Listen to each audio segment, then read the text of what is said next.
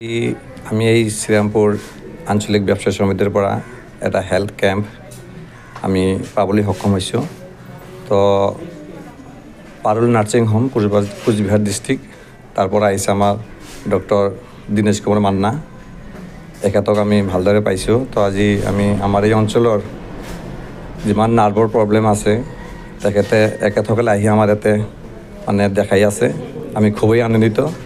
আমি এই শ্ৰীৰামপুৰ আঞ্চলিক ঔষধ ব্যৱসায়ীৰ পৰা আমি সকলোকেই শুভেচ্ছা জ্ঞাপন কৰিম যে আহক আৰু মানে চিকিৎসাটো লৈ যাব পাৰিব। এটা বস্তু ক্যাম্প বুলিলে কিন্তু সকলোৱে ফ্ৰী বুলি ভাবে, ইয়াতে কি নহয় মানে ফাৰ্ষ্ট টাইম মানে অলপ হেল্প কৰা হয়, এৱাৰনেছ প্ৰগ্ৰাম বুলি কোৱা হয়। তাৰপিছত আমি হেৰি কৰিব লাগে আৰু কি ফ্ৰীতে দেখাব লাগে।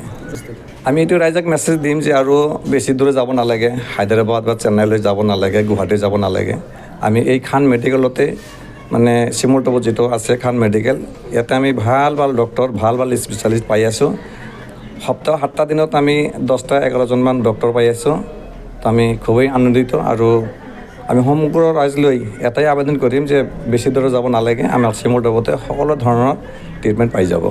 যেনে এক্সাম্পল দিব কি ধৰণৰ ডক্টৰ? যেনে আমাৰ ইয়াতে আজি আহিছে অৰ্থ, নাৰ্ভৰ আছে, গাইনো আছে, চাইল্ড স্পেচিয়েলিষ্ট আছে, ইউৰ'লজি আছে, চাৰ্জাৰী আছে, সকলো ধৰণৰ সুবিধা পাব।